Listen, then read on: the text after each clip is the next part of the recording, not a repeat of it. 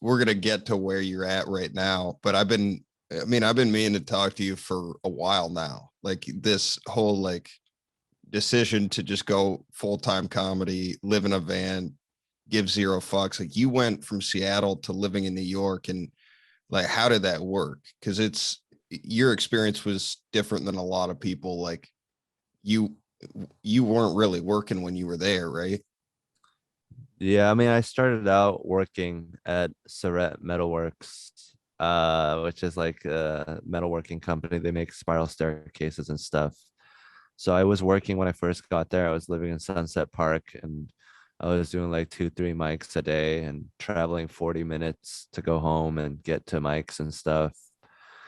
Yeah, so I was staying on my friend's couch when I first moved, looking for a job, and then I got a place to rent near my job, just cheap in Sunset Park, which is like far away. It's like in South Brooklyn where the poor people live. None of the art happens there.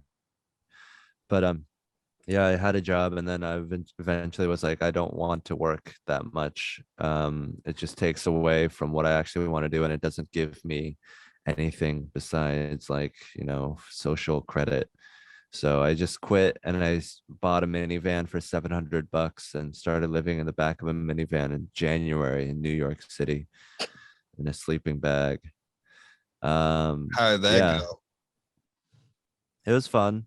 I stayed in that thing for a year, learned about myself and survival and thermodynamics and heat transfer.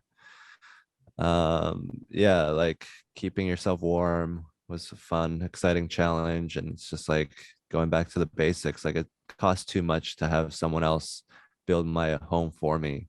I'll just build my own home. So I did that. And then I was free to do comedy. I lived in right by the creek in Queens, Creek in the Cave, and I just did mics there. They have 3 mics there every night, pretty much. So I would just do the free mics in New York and slowly get better and be around some of the most talented, most curmudgeonly depressed assholes in the world for comedy. So that made me a lot better, I think. But I don't want to be there too long because then I would be depressed and sad and just like, what the fuck am I doing here? No one respects anything but success and money grubbing and shaking the right hands and all that bullshit. So I'm glad I got out, but it did help me improve. I think it was a great experience. Did you didn't fuck with the clubs at all, right? Yeah, I mean, it's not by choice. They didn't fuck with me. I would have loved to have done some comedy clubs, but yeah, yeah. I tried a couple shows at New York Comedy Club. I went up once or twice at Gotham. But yeah, they don't really care. They have enough funny people. They're not trying to get a funnier show. They're just trying to maintain and sell hot dogs and beers. They don't really care Just sell the chicken wings and about finding fucking the newest talent. yeah. It Wilfred talked to me when he was in town, and he mentioned like because I'm interested in going to New York, but he said to me, he's like, dude, this it what New York used to be for comedy, like the development aspect of it isn't there anymore. Like there's no infrastructure where clubs like lift you up, and like there's no like ladder system to helping people get better. It's just like them selling tickets and doing shows and stuff. Would you agree with that, or what do you Yeah, think I of mean, that? I think so. Unless you're one of the few people that get lucky and happen to get into the system. I mean, they don't I think it's our culture, like all they care about is money. But if you do get lucky, it's awesome. It's just not very likely in terms of the odds. But the best part of it is just getting to be around other people like yourself, and the people make it good. The clubs don't, the people do. Yeah, my I just met I think a friend of yours, Nasil Azil. I don't know if you remember her from New York. Oh, yeah. I forget how to pronounce her name. Yeah, How did you say it? Nasil Azil. I fuck it up Oh, too, okay. but she's super Yeah. cool, and you can just see like the New York on her, that she like, you know, grinded and like just loves comedy. Like I think it's to start there is a fucking, it seems, I mean, I'm happy that I've gotten in front of the audiences that I have in Seattle. I just Yeah. I mean, if would you do what you did over again? Like, would you go to New York Yeah. from Seattle, or would you go somewhere else possibly?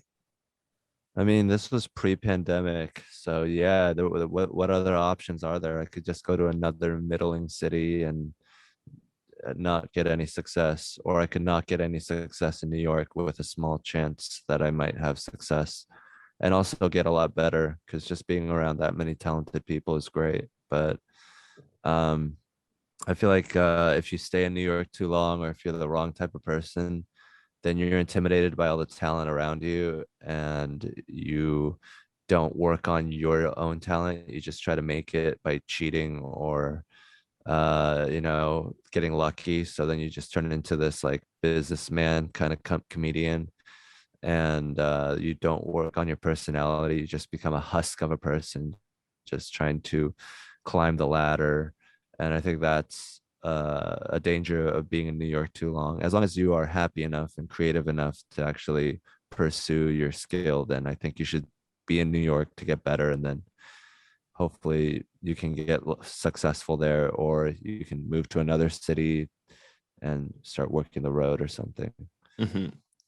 What, so you went from the minivan in New York to like this full size Sprinter you got? Like, what was the rationale for that? Was just like, was it not working in the minivan when you were there? I mean, the minivan would die all the time and it was not drivable. I couldn't do anything with it. So I was like, I need to get a new. And if I'm going to spend $1,500 on a new minivan, it's going to break down in a couple of years. So I might as well get like a nice one and take care of it and stay in it a long time. So it's just like, if I'm going to get something new anyways, I might as well get something nice. Yeah. And you got the Sprinter van. Did you like outfit, or because you did all that shit like on the street of New York, right? Like it's not like you had a garage to take all this. Like people with van life, people usually like take their shit in and work on it for 6 months. Weren't you like kind of living in it while you were working on it? Yeah, I would go to parking lots, Home Depot parking lots, just buy all the stuff there, then work on it. And then I'd be like, oh shit, I forgot this thing. And then I could just go into Home Depot and buy supplies. So it's pretty convenient. It's But so yeah, people would look at me weird. I would take those shopping carts and set them up like little workbenches and start cutting panels and wood. So I just used the things around me. Yes, just slowly, little by little, built. My friend helped me build the bed. I got this kitchen island that I use as my sink. I cut a hole in the kitchen island as my sink.